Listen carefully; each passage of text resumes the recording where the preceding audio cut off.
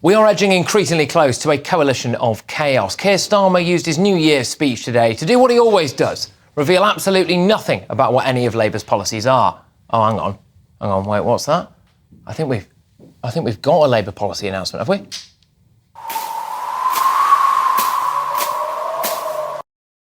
Oh, no. We are just a country looking at a Labour leader asking for some words other than non-dom tax status. He spoke today about restoring trust in politics. Everyone agrees as well that it's been like this for a while, that Britain needs change, wants change, is crying out for change. And yet, trust in politics is now so low, so degraded, that nobody believes you can make a difference anymore. Trust? This is a flip-flop we're talking about here. Where was he on Brexit? We agree that we'd put this decision out to the public for a vote? Yes. Did we agree that we'd accept the result? Yes. Have we got to accept the result? Yes. So the first position is a matter of principle. Yeah, then he said this. I'm really pleased that whatever outcome the next Prime Minister puts before us, whether that's a deal of some sort or no deal, we've agreed that it must be subject to another referendum. And in that referendum, Remain must be an option, and Labour will be campaigning for Remain. He set out a £28 billion green investment plan. Now he's rowing back on it. Starmer wanted to bring public services, rail, mail, energy and water into common ownership, nationalise them. And then they've rolled it out. He wanted to protect free movement. Now he's ruled it out. He stands with the unions. No, not physically, of course. Whatever you do as a Labour MP, certainly a shadow frontbencher, please don't actually physically stand next to the unions because you might get sacked, obviously. So when he says that he won't be hiking tax, do you believe him now? It'll probably be 20 minutes before tax goes up, which brings me on to the Lib Dem coalition of chaos. Ed Davey has parked his removals van on a Tory blue wall, a reminder that it is still not illegal to drive in socks and sandals. And he officially said that he'd get into bed with the Reds.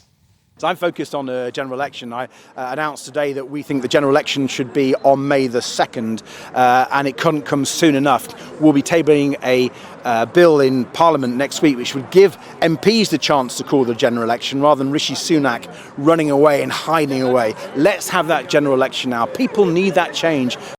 Yeah, Davey wants to have a £5 billion a year free social care plan. Well, how would they pay for that without tax hikes? Starmer appears to have ruled out just that, though. A Lib Lab coalition would almost definitely mean votes for kids.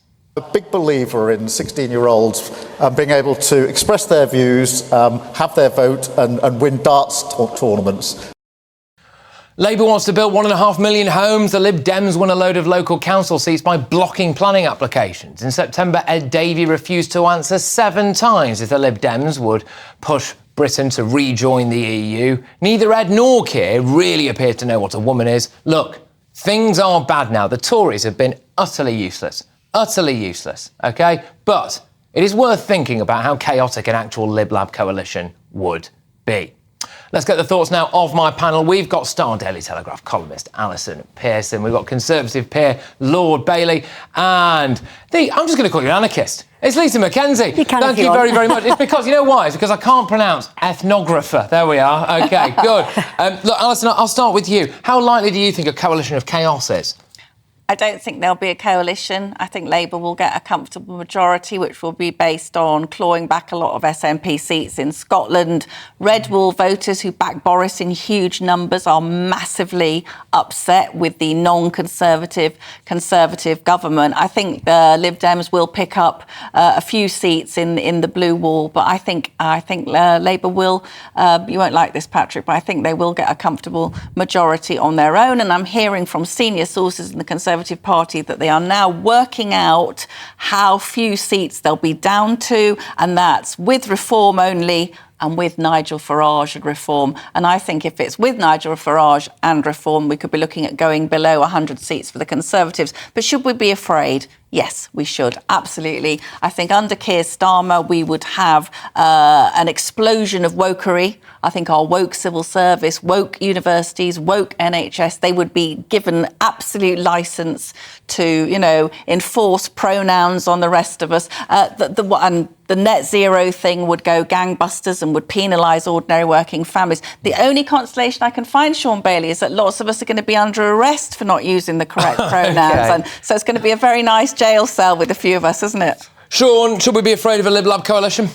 Look, we absolutely should. Unfortunately, I have some sympathy for Addison saying I do think Labour will get a lot of seats back in Scotland, which will make them a real electoral risk. I think the Lib Dems have talked about hooking up with Labour because they know they won't be getting any seats. They may get a few down here in the South East. There's some very cushy parts of the South East and South West that may support them, but I can't see the red wall seats doing it. If the choice is Lib Dem, Labour or Conservative, the Lib Dems don't stand a chance, quite frankly, in the red wall seats. But I do think it'll be a chaos, and the real reason it'll be a chaos is because Keir Starmer has built a coalition of disgruntled groups. All of the isms, all of those things that he's brought people to him, he has to please all of those people, and that's going to be impossible. And on top of that, how is he going to build the economy? Most of the things he's pledged will cost enormous sums of money. We, forget him, we, the public, don't have it. Okay. There is no government money. It's all our money, and we don't have it. OK, I mean, Lisa, there does not appear to be too much of a policy in sight at the moment from Labour. If they do get into bed with the Lib Dems, there's going to be huge clashes over tax. There's going to be huge clashes over planning reform and building houses. I mean, the one thing that there doesn't appear to be much of a clash on is votes for kids and potentially maybe even, dare I say it, rejoining the EU. I don't think that's going to happen. I don't think that's going to happen. I'm not worried about it at all. For a start, how Labour is Keir Starmer, not very. Right. He's a very sort of pinky Conservative, actually. The Lib Dems, let's be honest, what they will do, if they get even a hint of a smell of power, they will fall immediately and say, we will do whatever you want. You know, they've got a form on this. I think rather than sort of be worried about the future, let's learn some lessons from the past. You know, Labour is not Labour, and the Lib Dems are what they've always been, is quite yellow-backed. You're saying that, Lisa, but Keir Starmer, when he was a barrister, represented some of the most unpleasant Islamists and jihadists and got them off and made them stay in our country when they should have been deported. So I can see him ramping up Islamophobia legislation, which is going to make it impossible for normal people to express their views. You don't think that he was just following the cab rank rule and doing his job?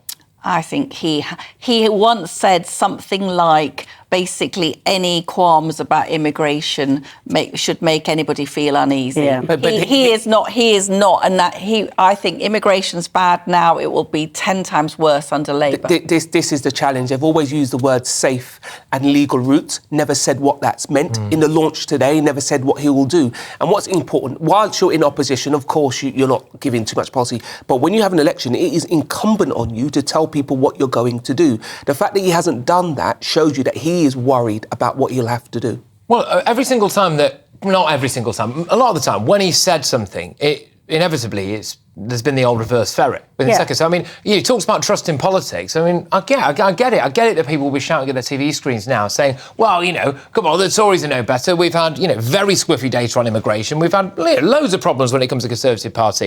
You know, I'm not denying that. But what I am saying is we either don't know what Keir Starmer wants at the moment or he's told us something and then reversed it. I think we do know what Keir Starmer wants. He wants to be Prime Minister. That is actually what Keir Starmer's always wanted. He wants to be Prime Minister. I don't think That's fair enough, though. I mean, he's in the right job, isn't he, if he's doing that? You know? He's in the right job. He's doing the right things, having no policy, not really saying much, you know, not really annoying anybody to any real extent. I've also been told that Angela Rayner is on a very tight leash indeed at the moment. I've heard that as well. She's not allowed. No bevies for Ange at the moment. Well, until she's got to be absolutely no going round, half cut and shouting Tory scum because that'll, nothing about Banana Republic. But the joke about him wanting to be Prime Minister is actually quite true, and that's why he hasn't strode out and said what he wants. He just thinks the Tories have been terrible. If I keep quiet enough, it'll be all about them, not about me. Yeah. The reason I once got in trouble for saying I admired Jeremy Corbyn. I don't believe at all in any of his politics. Couldn't be further away. But he told you what his politics was. He didn't lie to you. If you voted for Jeremy Corbyn, you knew what you were getting. Yeah. If you vote for Keir Starmer, could you say the same? But that's why Jeremy Corbyn is a bad politician, because he actually tells everybody everything. Well, he scared people, yeah. And that's why Keir Starmer is kind of looking at the playing field and going, I want to be in the top job. But it comes back. The reason I give it to you in that way, because it comes back to trust, right? You may not have liked Jeremy Corbyn. I was not a fan, but you could trust what he was saying. If Keir Starmer wants to return to trust, he can't keep switching all the time. Look, we had Keir Starmer essentially coming out today and saying 16-year-olds should have the vote. Alison, is this a way of trying to rig the deck, do you think, for future generations, future elections? Yeah, I think it would be absolutely disastrous. They've rigged the debt through immigration. They've basically they've got client communities around the country, and they would do that with young people who they've strove to not have educated properly in schools about democracy and freedom of speech. So that, to me, is a very sinister prospect. I'd be very, very frightened by that. But you've got to accept, Patrick, voters are not looking at Keir Starmer. The visceral dislike for the Tories is so great now that it will overrule any of the legitimate fears we're discussing. I want to tell you Alison is wrong, but she isn't. And I think Rishi really needs to step out now. He needs to get out and say, look, here's what we're going to do. None of this managerial stuff. Be bold. I think let's be honest. We've got the British public out there, and the British public always rein in. We are a moderate nation. I'm an anarchist. I'd love us to be more anarchic. We're not. We're a very moderate nation. We're quite conservative with the small c. Once they start rolling out, if Keir Starmer stands up and said, "I'm going to give 16-year-old the vote," I imagine everybody over the age of 25 would honestly, go... But this is part of the reason. This is part of the reason why I'm raising the Lib Lab coalition of chaos thing, because I can see that being one of the red lines for the Lib Dems potentially. And just quickly, because we've not got too long on this, there was a bit of a scoop that you just dropped earlier on there potentially, which is that you believe that behind the scenes at the moment the Tories are making plans for reform, with or without Nigel, the next election. Do you think you could expand on that a little bit? What's the situation there then? I think they're just manoeuvring for the person who's going to take over when Sunak is soundly beaten.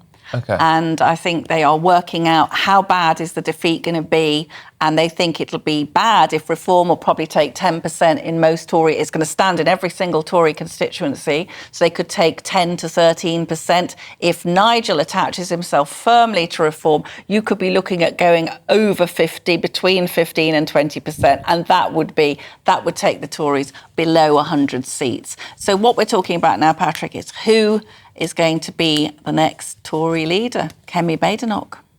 Do you think that's who your money's on? Yeah. OK. Well, on that bombshell, as they say, we will no doubt return to that at some point. But coming up,